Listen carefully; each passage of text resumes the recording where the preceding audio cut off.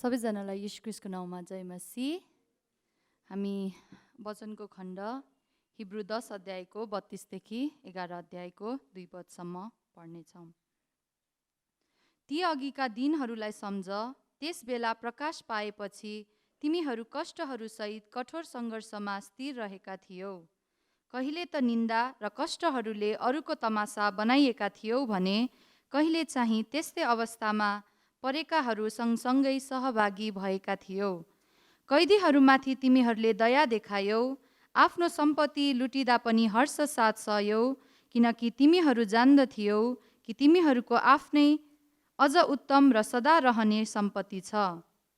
त्यसकारण आफ्नो यो भरोसा नत्याग, जसमा ठुलो इनामको प्रतिफल छ। परमेश्वरको इच्छा पूरा गर्न र प्रतिज्ञा गरिएको प्रतिफल प्राप्त गर्न तिमीहरूलाई स्थिर रहनु आवश्यक छ, किनकि अब एकैछिनमा आउनुहुने चाहिँ आउनु नै हुनेछ र बियालो गर्नुहुने छैन। तर मेरो धार्मिक जन चाहिँ विश्वासद्वारा बाँच्नेछ, र यदि ऊ पछि हट्छ भने त म उसँग खुसी हुने छैन। तर हामी पछि हट्ने र विनाश पारिनेहरूमध्येका होइनौँ, तर विश्वास गरी बचाइएकाहरू मध्येका हौँ। अब विश्वास चाहिँ आशा राखिएका कुराको निश्चय र नदेखिएका कुराको दृढ भरोसा हो, किनकि यसै विश्वासद्वारा प्राचीन मानिसहरूलाई परमेश्वरले ग्रहण गर्नुभयो। परमेश्वरको वचन। परमेश्वरलाई धन्यवाद होस्।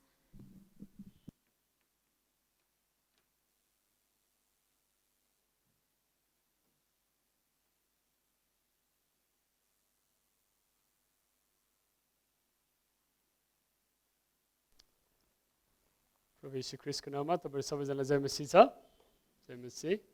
हामी संगतिको वचनको भागमा आएका छौँ अनि अगाडि बसेर आराधना गर्दै गर्दा एकदमै भित्रदेखि हृदयात्मा चाहिँ धेरै खुसी, एकदम प्रफुल्लित भएको छ कि फेरि हामी एक ठाउँमा बसेर यसरी आराधना गर्ने मौका पाएका छौँ अनि यो सम्भव भएको छ। परमेश्वरलाई धन्यवाद होस्। वचनको समय हामी महत्त्वपूर्ण भन्छौँ अनि महत्त्वपूर्ण समय हो। अरू आराधना पनि महत्त्वपूर्ण छ, सबै कुरा महत्त्वपूर्ण छ। अनि यो महत्त्वपूर्ण समयमा चाहिँ हामीलाई धेरै कुराले डिस्ट्र्याक्ट गराउँछ। म आफ्नो विषयमा भन्नुपर्दा मैले बाइबल फोनमा हेरेँ भनेदेखि म फोनमा बाइबलमा मात्र बस्दिनँ प्रायः कहिले पनि। अनि त्यस कारणले गर्दा त्यो एउटा डिस्ट्र्याक्सनलाई म पन्छाइराख्छु। अब सबैजनाको त्यस्तै अनुभव छ भन्न मिल्दैन, तर धेरैको होला। अनि अरू चाहिँ हामीले मन दिमागमा बोकेर आएको भारीहरू, हाम्रो हिजोको घटनाहरू, आज बिहान गरेका कुराहरू भनौँ कि झगडाहरू होला, अरू धेरै कुराले हाम्रो दिमाग ओगट्छ। अनि ती कुराहरूलाई हामी पन्छाएर हामी प्रभुसँग भन्नेछौँ, प्रभु तपाईँको वचन सुन्न दिनुहोस्। आउनुहोस् प्रभु पवित्र आत्मा, आउनुहोस्। Come holy spirit, make our hearts and our mind fixed on Christ. यीशु ख्रीष्टमा उहाँको वचन, पवित्र आत्माको काम हाम्रो हृदय, हाम्रो दिमागमा हामीले बुझ्न, देख्न अनि जीवनमा पुर्याउन सकौँ। सहायता गर्नुहोस्। म बोल्ने, हामी सुन्ने हरेकलाई तपाईँको अभिषेक दिनुहोस्, येशूको नाममा, आमेन। हाम्रो आशाको धारा, ढुङ्गे धारा, मुहान कुवा के होला? जीवनमा हामीलाई आशा चाहिन्छ। अनि त्यो आशा कहाँ पाइन्छ, कहाँ उम्रेको हुन्छ, कहाँ उब्जनी हुन्छ, यो भन्ने कुरालाई आज हामी विचार गर्नेछौँ। किनकि वचनको श्रृङ्खला हामीले hope in times of crisis, radiant hope है, दिगो आशा, त्यो चाहिँ सङ्कष्टमा अथवा सङ्घर्षमाझ दिगो आशा भन्ने वचन श्रृङ्खला हामी सुन्दैछौँ। माफ गर्नुहोस्, मेरो पावर पोइन्ट सब रेडी थियो अनि ठ्याक्कै सेभ गर्ने बेलामा क्रास्ड। अनि ठ्याक्कै 7:45 भएको थियो, सेभ गरेर पेन ड्राइभमा हाल्छु भनेको त मेरो कम्प्युटर त होइन, पावर पोइन्ट यो धेरैदेखि समयदेखि दुःख दिइरहेको थियो, अनि क्रास भयो। मैले अहिले दिन सकेको छैन। सेकेन्ड सर्भिसमा म फेरि त्यो तपाईँलाई ल्याएर तपाईँले पछि अनलाइनमा हेर्न सक्नुहुनेछ आजको वचनको आउटलाइन नोट्सहरू चाहिँ। आशाको मुहान कहाँ छ? आज हामी हिब्रूको पुस्तकबाट अध्ययन गर्नेछौँ कि ती मानिसहरूले आशालाई के कुरामा अडाइराखेका थिए, कहाँ चाहिँ उनीहरूले आफ्नो जीवनको आशालाई उनीहरूले उगाइरहेका अनि प्राप्त गरिरहेका थिए। त्यो सोर्स, त्यो धारा, त्यो ढुङ्गे धारा, त्यो मुहान चाहिँ के हो भन्ने कुरालाई हामी विचार गर्नेछौँ। मैले यो हप्ता एउटा जीवन घटना अध्ययन गर्दै थिएँ, अनि भेबिया पर्पेटुआ भन्ने एकजना दिदी बहिनी है हुनुहुन्थ्यो, स्त्री। उहाँ चाहिँ 182 साल इस्वी सम्बत 182 मा जन्मनु भएको। त्यो चाहिँ देशको नाम पो बिर्सेँ मैले अहिले। जस कार्थेज भन्ने सहर थियो उत्तर अफ्रिकामा, त्यसको नजिकै टुनिसिया भन्ने देशमा, आजको टुनिसिया भन्ने देशमा पर्दो रहेछ। नर्थ अफ्रिकाको कार्थेज भन्ने सहरको नजिकै जन्मनु भएको थियो, अनि त्यहाँ हुर्कनु भएको थियो। अनि उहाँको जीवनकालमा तपाईँलाई थाहा छ होला, करिब यो दोस्रो शताब्दीमा चाहिँ मण्डली यीशु ख्रीष्टको समयदेखि, पावल प्रेरितको समयदेखि चाहिँ मानिसहरू, अहिले पछि हामी देख्नेछौँ, यरुसलेमबाट धकेलिएर उनीहरू संसारको कुना काप्चासम्म पुग्नको लागि उनीहरू परिचालन भएका थिए। जुन वचन, जुन प्रतिज्ञा चाहिँ प्रेरित 1 अध्यायको 8 पदमा हामी पाउँछौँ कि तिमीहरू चाहिँ मेरो गवाहीहरू हुनेछौ यरुसलेममा, यहुदियामा, सामरियामा अनि संसारको अन्तिम कुनासम्म। अनि त्यो प्रक्रिया चाहिँ मण्डली वृद्धिको, चर्च ग्रोथ अनि मिसन एक्सपेन्सनको काम चाहिँ भइरहेको थियो। अनि धेरै ठाउँमा मण्डली पुगेका थिए, ती साना साना मण्डलीहरू थियो। अनि यो मण्डलीको वृद्धि प्रक्रियालाई देखेर राजा सम्राटहरूको सरोकार, राजाहरूको सरोकार बनेर उनीहरूले निभाउन खोजिरहेका थिए। अनि त्यो समयकाल भनेको पहिलो शताब्दी र दोस्रो शताब्दी चाहिँ मण्डली सतावटको समय थियो। मण्डली सतावटको समय, त्यो समयमा पर्पेटुआ भनिने स्त्री, उहाँ चाहिँ मण्डलीको सदस्य हुनुहुन्थ्यो। भर्खरै मात्र उहाँले बप्तिस्मा लिनको लागि क्लासहरू, क्याटेक्युमेन भनिन्छ, त्यो भनेको चाहिँ बप्तिस्मा लिन अगाडि चाहिँ त्यो समयको मण्डलीको प्रथा चाहिँ एकदमै राम्रो शिक्षाको आधार उनीहरूलाई दिनुपर्छ, अनि मात्र बप्तिस्मा दिनुपर्छ भन्ने विचार धारणा थियो। अनि उनी त्यो बप्तिस्माको क्लास लिइसकेपछि बप्तिस्मा लिने समयमा चाहिँ त्यहाँको प्रशासक हेलेरियन भन्ने व्यक्तिले, कार्थेजको प्रशासक, उसको सतावटमा परेर पर्पेटुआ अनि उसको 4 जना साथीहरू झ्यालखानामा परे। अनि झ्यालखानामा लगिए।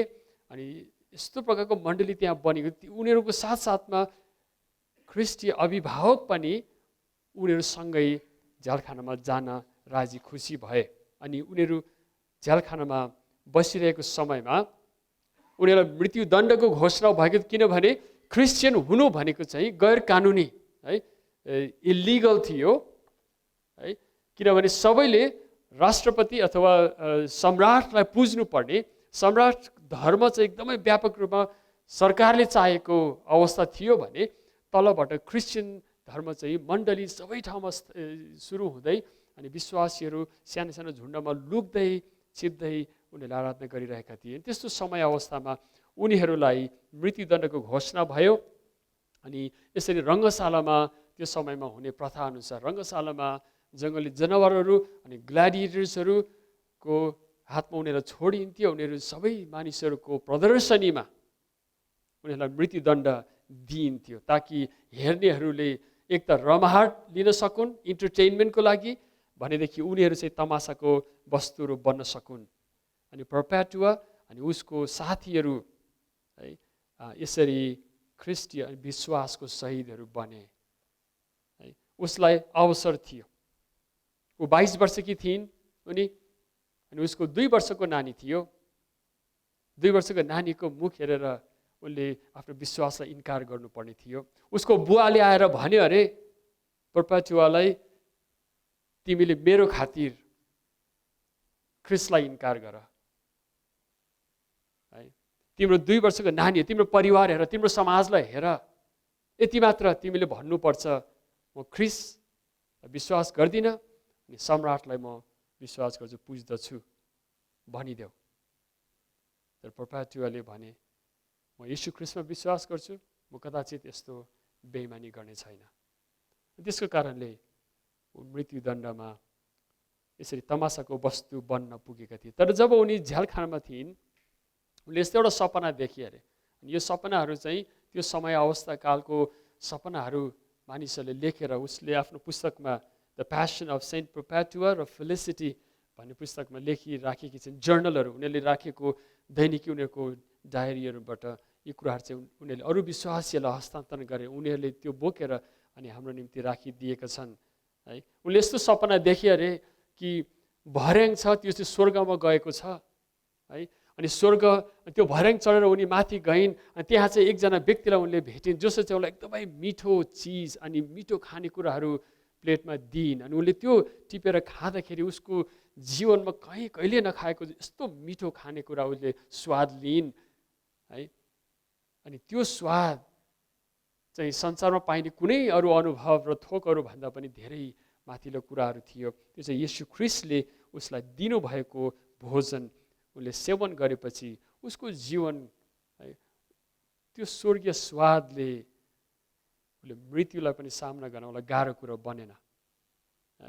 मैले किन यो तपाईँलाई बताउन चाहेको आज है, पहिलो दोस्रो शताब्दी होइन, पहिलो 5औं शताब्दीसम्म पनि ख्रिस्टियनहरू विरुद्धको सतावट भन्ने कुरा चाहिँ एकदमै व्यापक थियो अनि अधिकतम मात्रामा संसारभरि फैलिएको थियो। त्यो समय अवस्थाहरूमा है ख्रिस्टियनहरूले सङ्कष्ट दुःख भोग्नु भन्ने कुरा असाधारण कुरा थिएन है। भन्नुपर्दा मण्डलीमा वचन सुन्दा अनि सङ्गति बस्दाखेरि मानिसहरू सतावटको जीवन गवाही एक आपसमा बाँड्ने कुरा चाहिँ एकदमै साधारण थियो।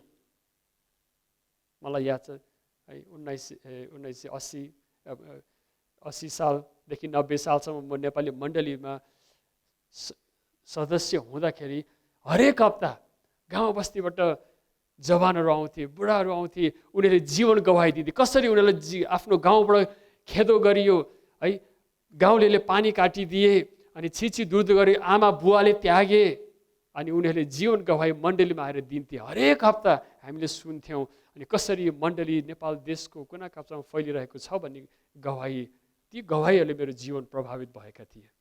तपाईँलाई याद छ होला है 70s अनि 80s भनेको चाहिँ नेपालमा एकदमै धेरै व्यापक सतावटको समय थियो, क्रिस्चियनहरू विरुद्ध सतावटको समय थियो। अनि त्यो समय अवस्थामा हामी हुर्केर आयौँ अनि हामीले आज नेपाल देशमा नेपाली मण्डली हुँदाखेरि है एउटा ख्रिस्टीय सतावट सङ्घर्ष र दुःखको कुरा गर्नु चाहिँ है हामीले बुझ्नुपर्ने आवश्यकता हो भनेदेखि किन दुःख कष्ट सङ्घर्ष सतावटलाई सहनको निम्ति ख्रिस्टियनहरू तयारी कसरी हुने त? हाम्रो आशाको मुहान कहाँ छ? अब नेपालमा मण्डलीलाई हेर्दाखेरि हामीलाई यस्तो एउटा बानी बसेको जस्तो मलाई लाग्छ है। तपाईँको अन्दाज आफूले सेयर गर्नुहोस् होइन। यस्तो अन्दाज अहिले यो मोडर्न लाइफ र नेपालमा ख्रिस्टीय जीवनलाई हेर्दाखेरि हामीलाई सुख सुविधा सजिलो कुराहरू चाहिँ बानी बस्न थालेको छ। किन हुनसक्छ? किनभने हामीले येशू ख्रिस्टमा विश्वास गर्दा हामी बिरामी थियौँ, दुःख सङ्घर्ष कष्टमा थियौँ, छुटकारा पाएर आयौँ अनि ख्रिस्टीय जीवनको भाग चाहिँ दुःख कष्ट सङ्घर्ष होइन भन्ने हाम्रो अन्दाज बनेको छ। हामी आशिषहरूको आशा राखेर मण्डली जान्छौँ अनि चङ्गाईको हिलिङ अनि मिरेकल्सको आशा राखेर हामी चर्च जान्छौँ अनि कहीँ कतै यस्तो पनि हुन थालेको छ पास्टर अगुवाहरूले आफ्नो मण्डलीमा है आशिष चङ्गाई निको प्रचार गर्दा गर्दा गर्दा दुःख सङ्घर्ष सङ्कष्ट भने शैतानको हो भनेर दाबी गर्न थालेको पनि हामीले सुनेको छ। त्यो चाहिँ गलत थियोलोजी हो, त्यो गलत बुझाइ हो, त्यो बाइबलको शिक्षा अनि मण्डली इतिहासको शिक्षा होइन प्रिय। दुःख कष्ट सङ्घर्ष ख्रिस्टीय जीवनको अभिन्न भाग हो है। डिट्रिच बोनाफले भनेको कुरा याद आउँछ, हामीले धेरैचोटि सुनेका छौँ है। उहाँले भन्नुहुन्छ चिप ग्रेस, सस्तो अनुग्रह चाहिँ के अरे? सस्तो अनुग्रह चाहिँ त्यो अनुग्रह जसमा क्रस, दुःख, कष्ट, सङ्घर्ष छैन। Cheap grace is grace without the cross. Talking about discipleship है। भनेदेखि आज हामी मण्डलीमा बसेर यी वचनहरू सुन्दै गर्दाखेरि हामी कस्तो विश्वासलाई हामीले धारण गरेका छौँ है। कि क्रुस, येशू ख्रिस्टले बोक्नु भएको क्रुस र उहाँको जीवनले भरिएको विश्वास छ हाम्रो, कि अरू नै फाल्तु आशिषले भरिएको सुसमाचार हामीले ग्रहण गर्न पुगेका छौँ, आशा गर्न पुगेका छौँ? प्रश्न गरौँ हामीलाई है। दुःख, कष्ट, सङ्घर्ष हाम्रो जीवन अभिन्न भाग हो प्रियहरू। ख्रिस्टीय डिसाइपलशिप, येशू ख्रिस्टमा गरेको विश्वास त्यो बाहेकको छैन। कहीँ कतै खोज्नु जानु होला तपाईँले है, अनि पाउनुहुने छैन। साँचो सत्य सुसमाचार चाहिँ त्यो हो। आज हामी हिब्रू 10 र 11 अध्याय अध्ययन गर्नेछौँ है। चोटकर समग्रमा हामी हेर्नेछौँ अनि आजको पाठलाई हामी ध्यान राख्नेछौँ। दोस्रो भागमा म आइपुगेको छु। हिब्रू 10 र 11 अध्यायको अध्ययन गर्नुपर्दा यसको एउटा पृष्ठभूमि, यसको ब्याकग्राउन्ड छ जसलाई हामीले नबुझिकन आजको पाठलाई बुझ्न सक्दैनौँ है। हिब्रूको पुस्तकको ब्याकग्राउन्ड, पृष्ठभूमि हेर्नुपर्दा हामी त्यहाँ देख्छौँ कि अघि मैले भने विश्वासीहरू येशू ख्रिस्टको मृत्यु, पुनरुत्थान अनि पावल प्रेरितको सुसमाचार प्रचार अभियानको कारणवश मण्डलीहरू धेरै ठाउँहरूमा फैलिन फिजिन थालेका छन्। येशू ख्रिस्ट मृत्युबाट जीवित हुनुभएको देखेका मानिसहरूले उहाँसँग सरोकार राखेका 5वटा रोटी 2वटा माछाबाट 5000ले खाने मान्छेहरू थिए नि त्यहाँनिर होइन। अनि उनीहरूले घरमा गएर के भने होला? येशू हुनुहुन्छ, उहाँले यस्तो यस्तो कुरा भन्नुभएको छ। विश्वास गर्ने कि नगर्ने है। येशू क्रुसमा मर्नुभयो, हामी यरुसलेममै थियौँ, हामीले गालिलमा उहाँलाई भेटेका हौँ। ती मानिसहरू फैलिएर छरिएर आफ्नो घर फर्किँदाखेरि, चाडपर्व यरुसलेमबाट घर फर्किँदाखेरि उनीहरूले हुनसक्छ है 100 जना गएकोमा 2-4 जनाले विश्वास गरे, उनीहरूले सङ्गति सुरु गरे। अनि ती सजिलो थिएन है उनीहरू सङ्गति। अनि यस्तो मानिसहरू प्राय पहिलो शताब्दीको विश्वासीहरू सबै नै यहुदीहरू थिए है। किन यरुसलेमबाट सुरु भयो, यहुदियाबाट, सामरिया, अनि त्यसपछि हामी देख्दछौँ कि दोस्रो पुस्ताको विश्वासीहरूलाई चाहिँ हिब्रूको लेखकले यो पत्र, यो ट्रिटस, यो यो लेखिरहेका छन्। उनीहरूले त्यो सुन्ने है कस्तो अवस्था छ अरे त्यहाँ चाहिँ कि पहिलो पुस्ताको विश्वासीहरूले धेरै सङ्घर्ष गर्नु पर्यो, धेरै सतावट भोग्नु पर्यो है।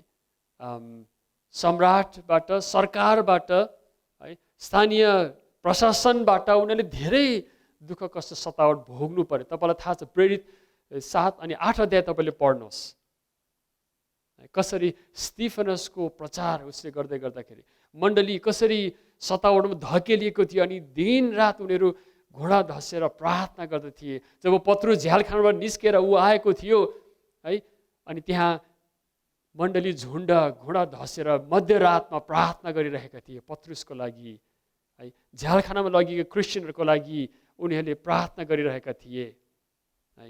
अनि स्टिफनस शहीद भए, विश्वासको शहीद भए। येशूको भाइ याकुबलाई सरकारले घाँटी रेटेर मारिदियो होइन। यहुन्ना बप्तिस्मा दिने यहुन्नालाई सरकारले मारिदियो। सतावटको कुराहरू हामी त्यहाँ देख्छौँ। अनि यो कुराहरू देखेका सुनेका भावी पुस्ताले यो पत्र हिब्रूबाट प्राप्त गरिरहेका छन्, जहाँ भन्नुहुन्छ उहाँले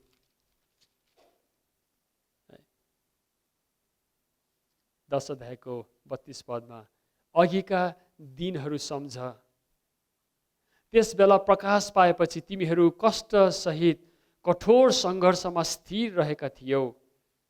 कहिले त निन्दा कष्टले अरूको तमासा बनाएका थियौ भने कहिले चाहिँ त्यस्तै अवस्थामा परेकाहरू सँगसँगै सहभागी पनि भएका थियौ। कहिले गवाई सुनेका थियौ त कहिले आफू पनि त्यो रङ्गशालामा पुगेका थियौ, सताव झ्यालखानामा पुगेका थियौ। कैदीहरूमाथि तिमीहरूले दया देखायौ, आफ्नो सम्पत्ति लुटिँदा पनि हर्ष साथ सहयौ, किनकि तिमीहरू जान्दथ्यौ कि तिमीहरूको आफ्नै अझ उत्तम सदा रहिरहने सम्पत्ति छ। इब्रूको पुस्तकलाई हेर्दाखेरि अगाडिको पदहरूमा पनि अध्यायहरूमा हामी हेर्न सक्छौँ कि विशेष गरी 2 अध्यायको 9 र 10 पदमा हेर्नुभयो भनेदेखि हामी येशूलाई देख्छौँ। उहाँले मृत्यु र कष्ट भोग्नुभयो, त्यसको स्वाद उहाँले चाख्नुभयो। कष्टद्वारा, दुःख अनि मृत्युद्वारा परमेश्वरले तपाईँ र मेरो मुक्तिदातालाई प्रस्तुत गर्नुभएको छ, योग्य प्रधान पुजारी। एउटा बाइबल स्टडी बाइबलको इन्ट्रोडक्सनमा लामो यस हिब्रूको पुस्तकको बारेमा लेखिएको छ। त्यसको निचोडमा, अन्तिम सेन्टेन्समा, निचोडमा चाहिँ the central argument of Hebrews is that Christians can and must hold firmly to their faith in Christ as high priest in his high priestly work in spite of adversity. समग्रमा हिब्रूहरूको पुस्तकले भन्नु चाहेको कुरो चाहिँ ख्रिस्टीयहरूले विशेष गरी सङ्कष्ट र सतावटमा आफ्नो विश्वासको आड र पकड ख्रिस्टको प्रधान पुजारीपनमा आधारित राखेको हुनुपर्छ। हिब्रूको पुस्तकको मुख्य बोल नै दुःख अनि सङ्कष्टमा, विशेष रूपले ती व्यक्ति सबैको निम्ति, तर विशेष दुःख सङ्कष्टमा भएका मानिसहरूले येशू ख्रिस्टलाई उहाँको प्रधान पुजारीपनको, अब त्यो प्रधान पुजारी भने यहुदीहरूको प्रथा अनुसार तपाईँले बुझ्न सक्नुहुन्छ कि महान प्रधान एक पुजारी जसले परमेश्वरको अगाडि उभिएर मानिसहरूको निम्ति, विशेष गरी दुःख अनि सङ्कष्टमा परेकाहरूको निम्ति मध्यस्थ गर्नुहुन्छ। त्यो प्रकारले येशूलाई, उहाँको सर्वश्रेष्ठतालाई बुझ्नुपर्ने कुरो चाहिँ हिब्रूको मुख्य बोल हो भनेर भनिएको छ। तल हामी देख्दछौँ 11 अध्यायको विशेष गरी 23 पदमा, 10 अध्यायको 23 पदमा यो प्रसङ्गलाई बुझेर मात्रै हामी 32 पददेखि बुझ्न सक्छौँ है त। आजको पाठ चाहिँ हिब्रू 10 को 32 देखि 11 अध्यायसम्म हो, तर त्यसको पृष्ठभूमिमा हामी 10 अध्यायको 23 पदलाई हेर्न सक्छौँ। तपाईँले मसँग बाइबलमा हेर्न सक्नुहुन्छ। हामीले दृढ स्वीकार गरेको आशालाई दोधार नभइकन दहरिलोसँग थामिराखौँ है। अगाडि केही कुराहरू भन्नुभएको छ अनि पछाडि केही कुरा भन्न लाग्नु भएको छ है लेखकले। अनि बिचबाट निचोड यो हो मुख्य बोल चाहिँ हामीले दृढ स्वीकार गरेको आशालाई दोधार नभइकन दरिलोसँग पक्रिराखौँ, किनकि जसले प्रतिज्ञा गर्नुभयो उहाँ विश्वासयोग्य हुनुहुन्छ। दोधार नभइकन हामीले गरेको विश्वासलाई पक्रिराखौँ है, अझै एकछिनको लागि दरिलो पक्रिराखौँ है। अनि अघि मैले 32 पदमा पढेँ कि अघिका दिनहरूलाई सम्झ है। अब यो पुरै हिब्रूको पुस्तकलाई हामीले हेर्दाखेरि उहाँको एउटा मुख्य बोल चाहिँ के छ त भन्दा पहिलेको दिनहरूलाई याद गर, remember the old days and times है। अब यसलाई उसले धेरै तर्फबाट पुष्टि अनि प्रमाण गरेको छ। उसले येशू ख्रिस्टलाई हेर भन्नुहुन्छ। येशू ख्रिस्ट उनीहरूभन्दा 2 पुस्ता अगाडि जिउनु भएको थियो। उहाँको जीवनलाई विचार, कतिले त हिजो आफूले देखेको कुराहरू उनीहरूले सम्झिरहेका छन्, उनीहरू सानो थिए होला है। अनि यीशु सँगसँगै कुद्दै हिँड्दै है यीशुलाई देखेको थियो। अनि उसले सम्झाउँदछ कि तिमीहरूले पुरानो व्यवस्थाको कुराहरूलाई याद गर। परमेश्वरले कसरी इजरायललाई मिस्र देशबाट निकालेर ल्याउनु हुँदाखेरि है लाल समुद्र उनीहरूले तरे विश्वासद्वारा परमेश्वर उनीहरूको माझमा कस्तो काम गर्नुभयो याद गर। अनि सिनै पर्वतमा आएर परमेश्वर मोसेसँग बोल्नुभयो याद गर। कसरी 40 वर्षको मरुभूमिको यात्रामा हिँड्दाखेरि उनीहरूले नउब्जनी गरे तर भरपेट खाए, कोही पनि दुब्लाएनन्, भोकमारीले मरेनन्, याद गर।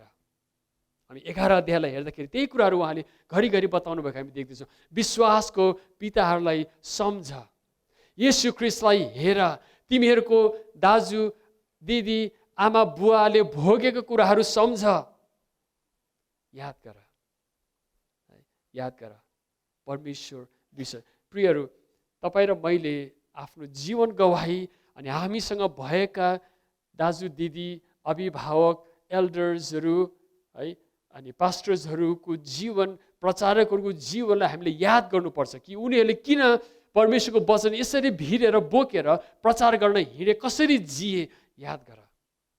Testimony, the power of testimony है, त्यसले के गर्छ अहिले आज यो वर्तमान धरातलमा हामीलाई जिउनको विश्वासको डेफिनेसन, विश्वासको आधार परिभाषा त्यसले दिँदछ।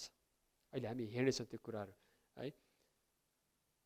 तल 33 र 34 पदमा हेऱ्यौँ भनेदेखि अहिले हामीले हेऱ्यौँ 34 पदमा होइन, ती दुःख कष्ट आफूले भोगेको अनुभवहरू पनि तिमीले याद गर,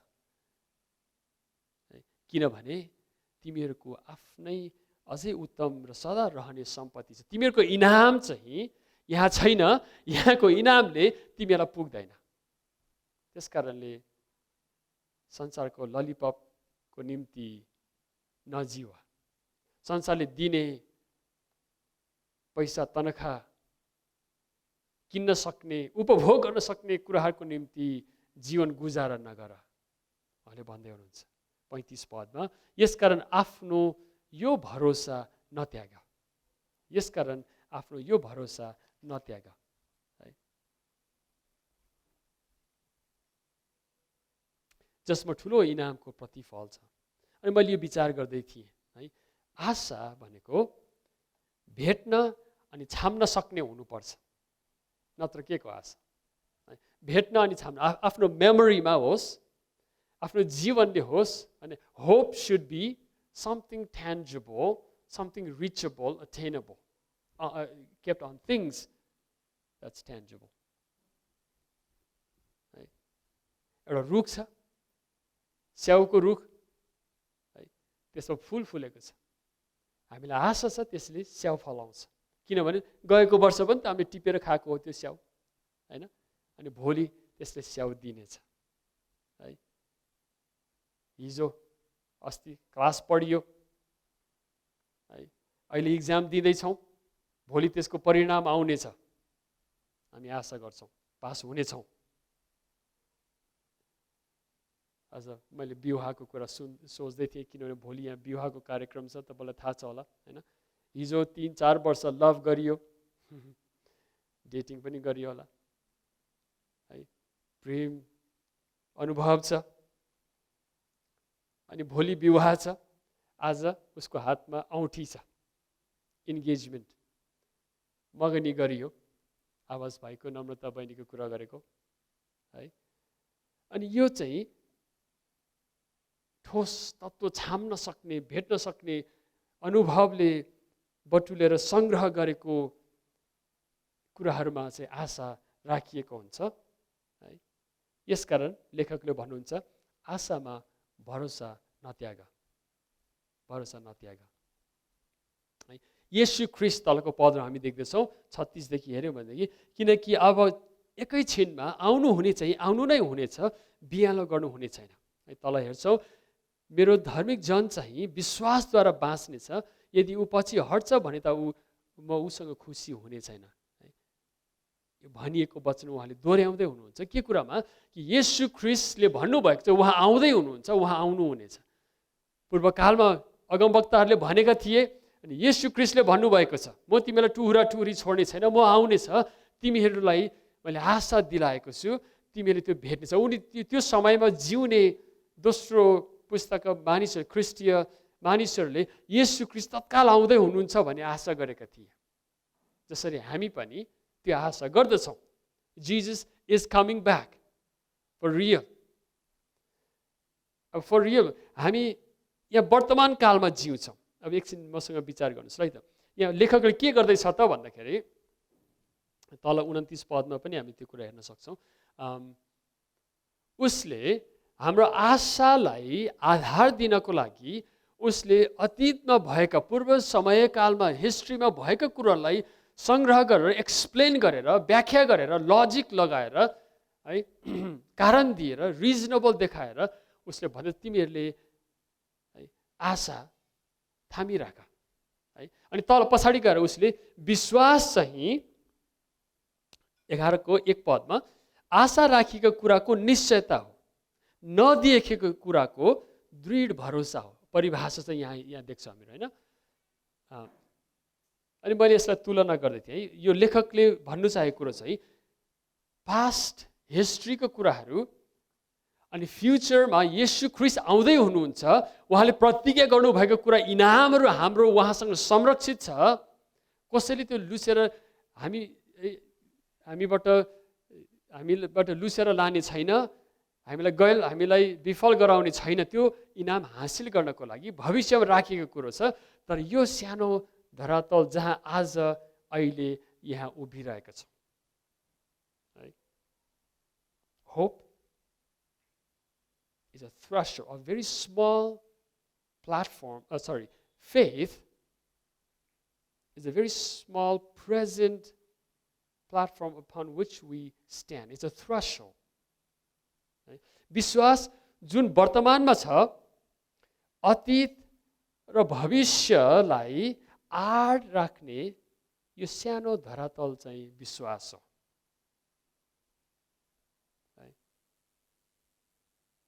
यो उभिने प्रेजेन्ट भने त 1 सेकेन्डको 5-10 मिनटको या आधा घन्टाको 1.5-2 घन्टाको यो यहाँ हामी छौँ।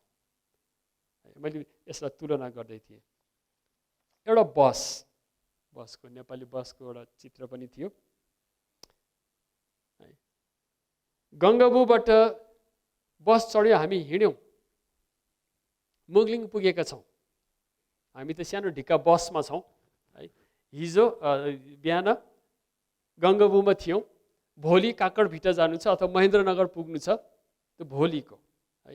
तर यो बस, यो ढिक्का, यो अब ढुवाङ त नभनौँ है, यो बस चाहिँ वर्तमान काल, यो चाहिँ विश्वास हो है। अनि यो विश्वासमा हामी बसेका छौँ भनेदेखि हामीलाई के कुरा यकिन छ त, हिजोको बस पार्कको सबै घटना हामी देखेका छौँ। सधैँ नै यो बस गङ्गाबुबाट हिँड्छ, काकडभिटा पुग्छ अथवा महेन्द्रनगर पुग्छ है। अनि हामी यो विश्वासको बसमा यात्रु छौँ भनेदेखि हामीलाई यकिन छ कि हाम्रो अनुभवबाट, इतिहासबाट भविष्य गन्तव्य ग्यारेन्टी छ है। भविष्य ग्यारेन्टी छ। अब 12 अध्यायलाई पनि मैले 11 अध्यायलाई मैले अध्ययन गर्दै थिएँ। त्यहाँ 33 पददेखि हामीले तल हेऱ्यौँ भनेदेखि कसरी लेखकले है विश्वासको पिताहरू जसलाई चाहिँ परमेश्वरले प्रतिज्ञा दिनुभयो, उनीहरूले प्रतिज्ञा पाए, परमेश्वरले दिनुभएको प्रमिसेस उनीहरूले पाए। अनि त्यो प्रतिज्ञालाई उनीहरूले हासिल गरेर जोगाइराखेर बगलीमा यो औँठी यो औँठी है चाहिँ थामिराखेर, औँलामा बाँधिराखेर प्रतिज्ञा गरिएको कुरो चाहिँ यो संसारमा उनीहरूले पाएनन्। 38 पदमा हामी देख्छौँ, 11 अध्यायको 38 पदमा है एकदमै मिठो प्रसङ्ग हामी यहाँ देख्दछौँ। संसार तिनीहरूको निम्ति योग्य थिएन। यहाँको परिणाम, यहाँको सम्पत्ति, यहाँको प्रतिफलहरू उनीहरू खुसी हुनेवाला थिएनन् भनेदेखि 39 पदमा तिनीहरू सबैले आफ्नो विश्वासको निम्ति ठुलो प्रशंसा पाए, प्रतिज्ञा गरिएको कुरो चाहिँ उनीहरूले पाएनन्। सबै विश्वासमा अडिएका पिताहरूको विषयमा उहाँ भन्दै हुनुहुन्छ, परमेश्वरले हाम्रो लागि, अब एकैचोटि उहाँले वर्तमान कालमा, लेखकले प्रेजेन्ट टेन्समा आएर भन्नुहुन्छ हाम्रो निम्ति। This is from Hebrews chapter 11 verse 39। प्रतिज्ञा गरेको रूपमा परमेश्वरले हाम्रो लागि 40 पदमा अझ असल योजना राख्नु भएको थियो ताकि हामीसँग मात्र तिनीहरू सिद्ध हुन्। विश्वासको प्रसङ्ग, विश्वासको तरिका, विश्वासको आकारहरू चाहिँ उहाँले तपाईँ र मलाई म्याप स्वरूप लगाएर छापेर देखाइदिनु भएको छ। लुक, हेर्नुहोस्। अनि त्यसपछि आजको तेस्रो अन्तिम भागमा हामी आइपुगेका छौँ। सङ्कष्टमा दिगो आशा बोकेको वर्तमान जीवन कस्तो हुन्छ, है? त्यो दिगो आशा बोकेको वर्तमान जीवन चाहिँ कस्तो हुन्छ त? हामी हिब्रूकै पाठहरूबाट एक दुईवटा पदहरू हेर्नेछौँ। 12 अध्यायको 2 पदमा उहाँ भन्नुहुन्छ, हाम्रो विश्वास सुरु गर्नुहुने र पुरा गर्नुहुने येशूलाई हेरौँ। यहाँ वर्तमान कालमा त्यो म्याप, विश्वासको म्याप बोकेर बसेको मानिसको जीवन कस्तो हुन्छ? उनीहरूले येशूलाई हेर्दछ। We see Jesus, source, founder of our faith and our hope. अनि उहाँले भन्नुहुन्छ, हामी येशूलाई, जसले उहाँको सामने राखिदिएको आनन्दको निम्ति अपमानलाई केही जस्तो नठानी क्रुसको कष्ट भोग्नु भयो। किन होला प्रियहरू? जब जब येशूको नाम उच्चारण हुन्छ, उहाँको कष्ट र उहाँको मृत्यु सँगै जोडिएको हुन्छ। यदि येशूमा विश्वास गर्ने मान्छेले दुःख कष्ट सधैँ पन्छाउँदै हटाउँदै होइन छैन होइन छैन भन्दै हिँड्छ भनेदेखि त्यो विश्वास येशू ख्रिस्टमा गरिएको विश्वास होइन। तपाईँले गरेको विश्वास आफ्नै सुख सुविधा आशिष चङ्गाईको विश्वास चाहिँ ख्रिस्टीय विश्वास होइन प्रियहरू। हो, पाइन्छ, प्रभुले दिनुहुन्छ, तर येशू ख्रिस्ट बिनाको आशिष चङ्गाई खोज्छौँ भनेदेखि, क्रुस बिनाको खोज्छौँ भनेदेखि त्यो ख्रिस्टीय विश्वास होइन।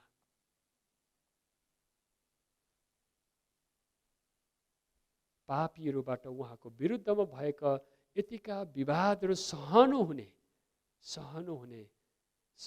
येशूलाई विचार गर। तिमीहरू शिथिल नहो। Do not be discouraged. हरेस नखाओ।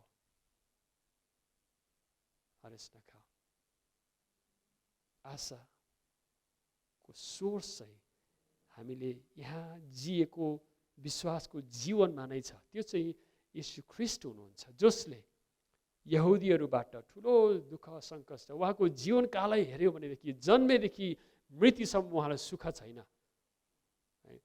परमेश्वरमा केन्द्रित जीवन जिउनु भएको छ। उहाँ खुसी हुनुहुन्थ्यो, सधैँ निराश जीवन जिउनु भयो भनेको चाहिँ होइन है। फेरि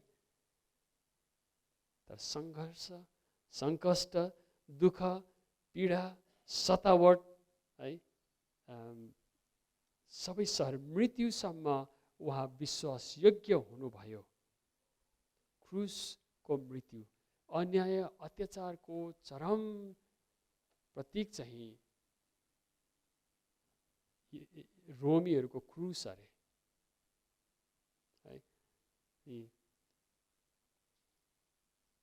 उहाँले त्यो आशा मृत्युबाट जीवित भएर ल्याएर तपाईँ र मलाई दिनुभएको छ। मलाई विश्वास गर। Trust me, Jesus says. Look who is talking. कसले बोल्दै, कसले भन्दै हुनुहुन्छ? उहाँले त्यो आशा तपाईँ र मलाई ल्याएर दिनुहुन्छ। अनि त्यो चाहिँ कस्तो छ? हामीले कसरी? उहाँ आफू नै त्यसको बहिना बस्नुभएको छ। पवित्र आत्मा, गएको हप्ता हामीले वचनमा सुन्दै थियौँ, पवित्र आत्मा म तिमीहरूलाई दिन्छु, है। एफिसी 1 अध्यायमा पवित्र आत्मा चाहिँ तिमीहरूको निम्ति बहिना हुनुहुनेछ। तिमीहरूको हृदय जीवनमा गवाही दिने पवित्र आत्मा हुनुहुन्छ। म तिमीलाई दिनेछु। उहाँले तिमीलाई सल्लाह दिनुहुनेछ। उहाँ सल्लाहकार, तिमीहरूको सान्तवनाको सोर्स चाहिँ पवित्र आत्मा हुनुहुन्छ। म तिमीलाई दिँदछु, ल्याऊ। अब हाम्रो यहाँ वर्तमान कालको व्यवहारिकताको लागि चाहिँ 12 अध्यायको 1 पद हामी पढ्दछौँ।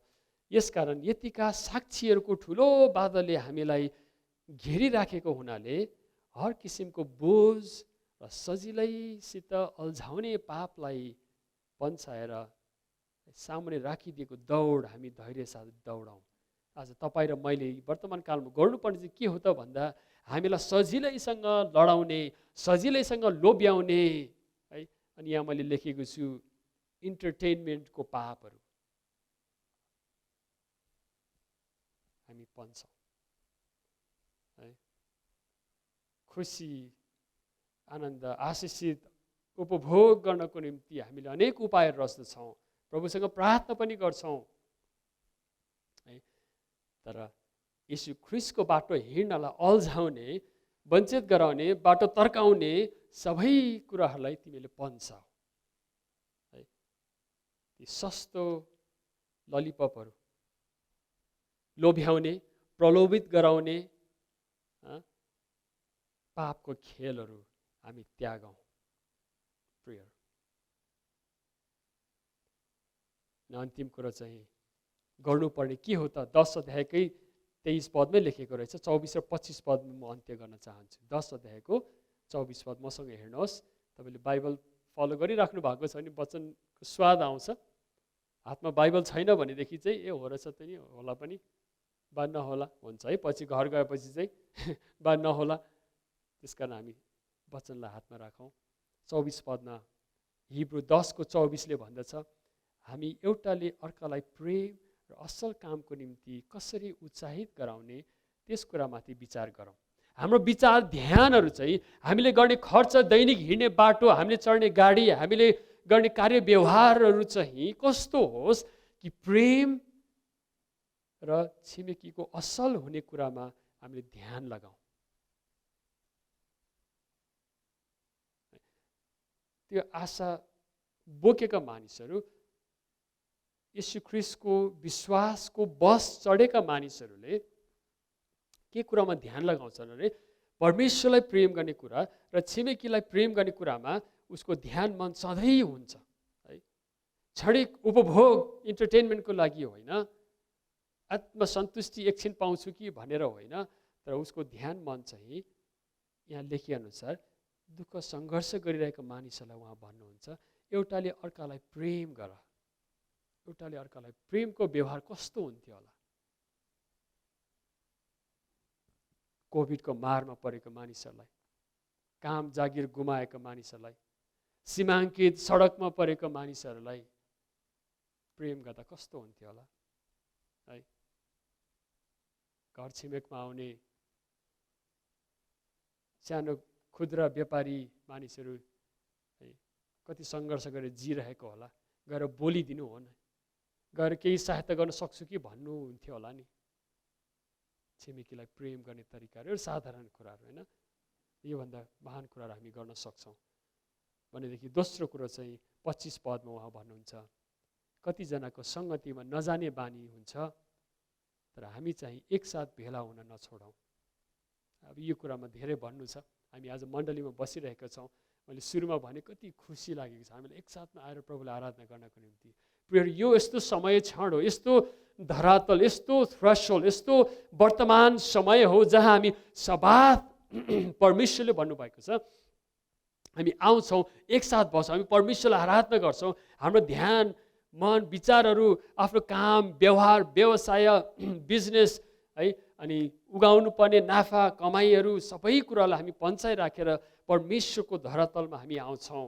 अनि यहाँ एक समय बस्दाखेरि हाम्रो ध्यान, मन हामी येशू ख्रीष्टलाई देख्छौँ है, हामी येशूलाई देख्छौँ। We see Jesus. उहाँले कसरी जिउनु भयो, आशा बोकेको मानिस, मृत्युसँग आँखा जुदाउँदा नडराउने हामी येशूलाई देख्छौँ। यहाँ बस्दाखेरि हामी उहाँलाई आराधना गर्दा, हामीले आफूले ल्याएको भेटीहरू बाँड्दाखेरि, प्रभुलाई दिँदाखेरि त्यहाँबाट हाम्रो सङ्कल्प, हाम्रो इमेजिनेसनहरू, कल्पना शक्तिहरू फराकिलो हुन्छ कि हामीले गरिबहरूलाई दिनुपर्ने, सीमाङ्कित भएकालाई, पराईहरूलाई, रेफ्युजिजहरूलाई हामीले वास्ता गर्नुपर्ने रहेछ भनेर यहाँ आएर एकछिन ध्यान गर्दाखेरि हामी बुझ्छौँ। जुन कुरा घरमा टिभी हेरेर बस्दाखेरि सायद हुँदैन, हामीले यहाँ आएर परमेश्वरमा ध्यान राख्दाखेरि त्यो कुरा हाम्रो जीवन, हाम्रो परिवर्तन हुँदछ है, परिवर्तन हुँदछ। एकसाथ भेला हुन नछोडौँ। चर्च, क्रसविथ चर्चमा यहीँ आउनुपर्छ भनेको होइन। तपाईँले घर घरमा सङ्गति गर्नु, कति मिठो थियो त्यो सङ्गति। हप्ताभरिको दुःखहरू काटेर पार गरेर आइसकेपछि सङ्गति बस्दाखेरि एकछिन बसेर प्रभुसँग प्रार्थना, एक आपसमा बाँडेर खाँदाखेरि कति मिठो कति रमाइलो त्यो समय क्षणहरू हुँदथ्यो विचार गर्छौँ। यस कारणले हामी सङ्गति जान नछोडौँ अनि सङ्गति दिन पनि नछोडौँ।